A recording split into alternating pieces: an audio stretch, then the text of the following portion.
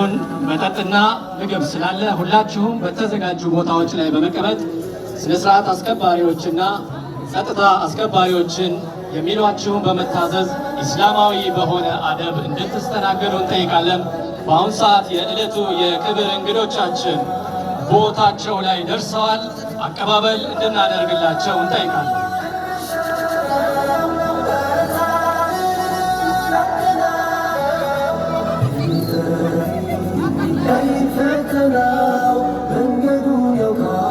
የኢትዮጵያ እስልምና ጉዳዮች ጠቅላይ ምክር ቤት ፕሬዝዳንት፣ የኢትዮጵያ ዑለማዎች ጉባኤ ሰብሳቢና የኢትዮጵያ የሃይማኖት ተቋማት የበላይ ጠባቂ ክቡር ዶክተር ሼህ ሐጂ ኢብራሂም ቶፋ እንዲሁም ተቀዳሚ ምክትላቸው ሼህ አብዱልከሪም ሼህ በድረዲን በአሁኑ ሰዓት በስፍራው በቦታው ተገኝተዋል።